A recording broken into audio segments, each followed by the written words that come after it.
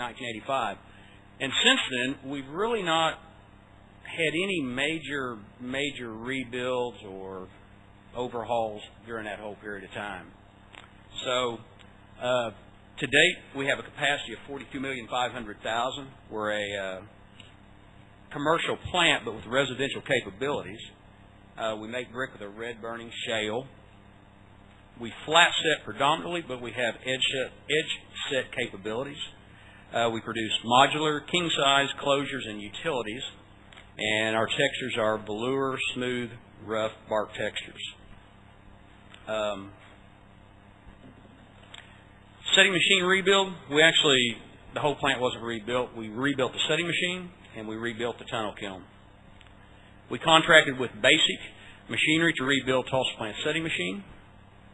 We replaced the slug cutter, power roller system, marshalling belts, brick inverter, setting head, and safety system.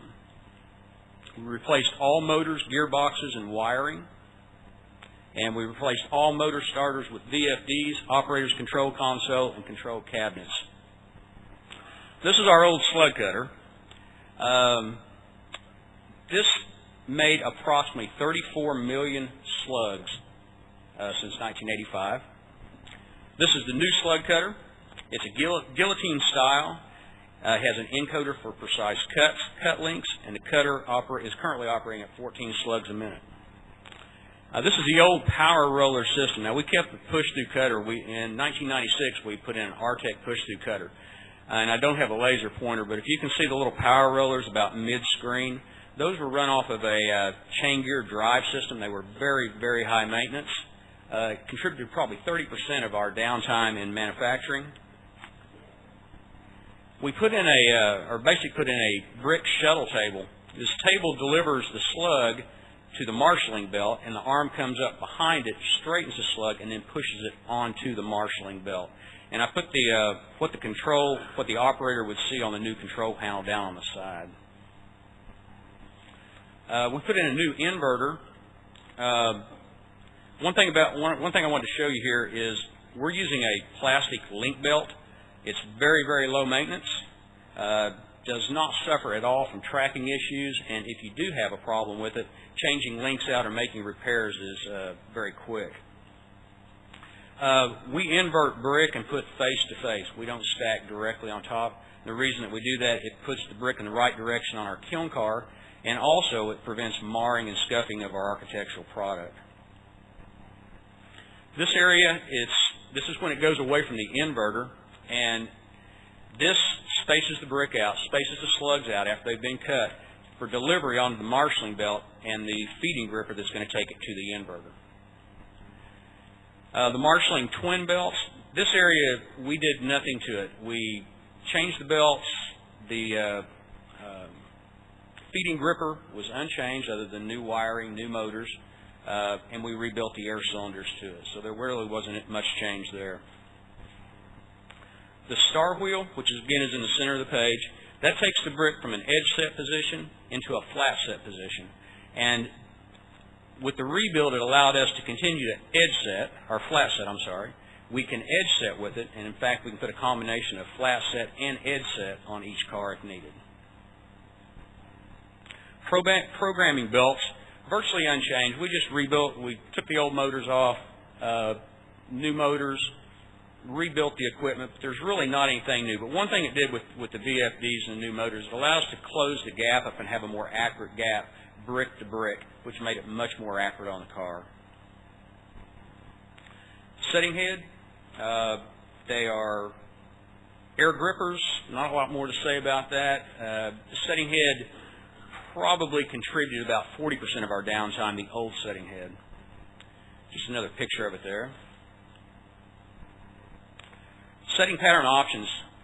This new system gives us so much more flexibility than what we've had ever in the past. We can literally, on the bottom six high legs there, we could make that one solid line of brick if we wanted to. So it lets us open up the setting pattern. It gives us directional options and much more flexible depending on what our kiln rate is. This is the old operator control console. I don't know if many of you remember it, but When this was put in, it was really state-of-the-art, believe it or not, and it used ladder logic. And up to the time that we took this out, we were still burning chips for this piece of equipment. This is new operator control console, much more user-friendly. This is what the operator would see on the control panel. If you see the question marks periodically through the screen, all he does is touch that question mark, and that takes him into the operating sequence of that particular piece of equipment to make adjustments, so it's much more user-friendly. Current status.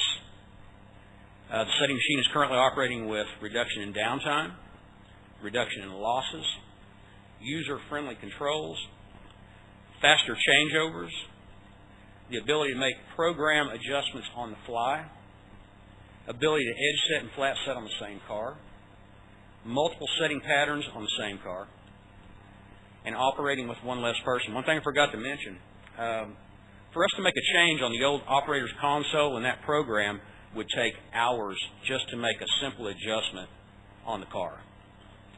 This machine, we do it in seconds on the fly. If we wanted to change a complete program on the old console, it would take days to write that program and get it in the machine. This takes literally minutes. Kiln upgrade. It's an Acme kiln. We put it in 1985 whenever we did the main rebuild. It's a 16 wide. It's 364 feet long. Predominantly top fire, but we do fire on the sides. We're natural gas. We're a half car push. And like I said, right now we're not at a 42 million, but that's our maximum capacity. We contracted with High Temp, Dancer, and Tucker Kiln Builders on this project. A lot of the work was done, the demolition was done by Acme employees, and a lot of the new parts was with engineering help. We put in new combustion air system with pulse firing. We redesigned the kiln sand seal. We relocated all preheat side burners. Exhaust duct work was either inspected or replaced. A new control panel with Allen Bradley control logic processor. Wonderware's InTouch software. New wire and conduit from all kiln devices on the whole kiln, cut out, replaced to the new control panel. And we upgrade the kiln safety system. This is just a picture. This wasn't the way it was all the time, but this was when we started demolition and the process of demolition. This is what the old burner groups looked like right before we replaced everything. A lot of the air gas manifolds was down real close to the floor. It was very cumbersome for our burners to make adjustments on it. This is the new burner groups. It allowed the new burner groups, we moved the air gas manifolds up off the ground, which allowed for orifice plates to be put in on each burner on the kiln. We have more consistent air pressure. All 12 burner groups was equipped with pulse fire, and preheats were equipped with new flame safety. This is just another before, looking at it from a different angle. Low gas manifolds, and this is what it looked like after.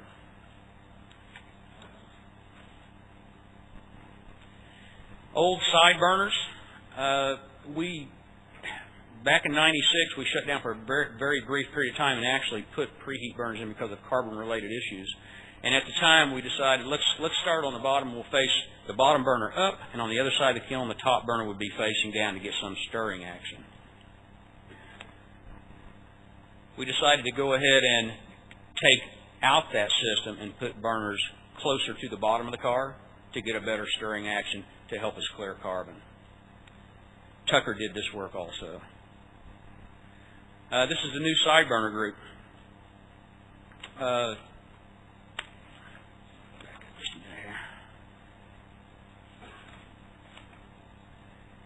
All these burners are equipped with pulse fire, and each burner has a kiln safety system on it.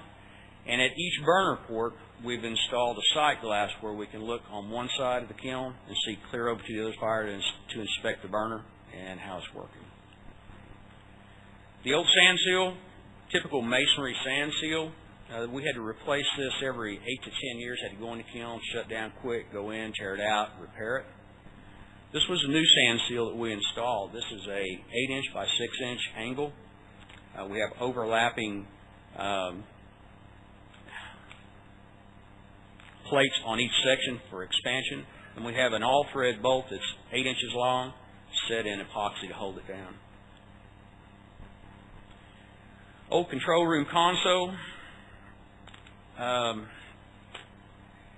Looked like something out of NASA. You know, we're using Honeywell controllers for all those years. We had a handheld optical gun, and that's basically how we run our kiln. The new kiln control panels. That's what the new boxes look like. And inside we have Allen Bradley RS Logic 5000 programmable logic controllers. I'm going to show you some of our screens. There's literally hundreds of screens that we can go through on a day-to-day basis.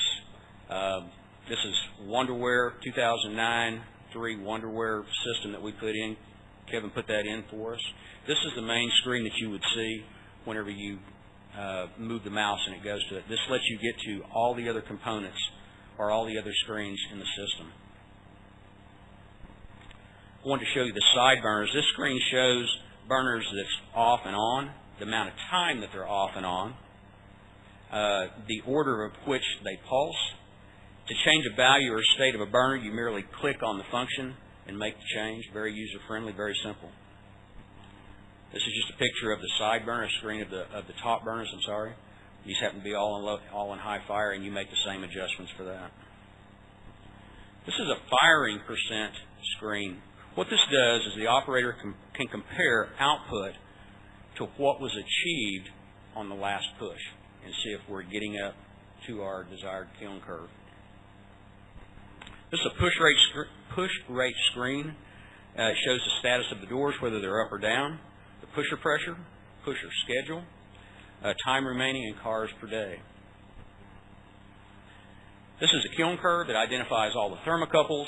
It plots a curve for us. We can put an ideal curve on top of our curve and make it get to that desired temperatures.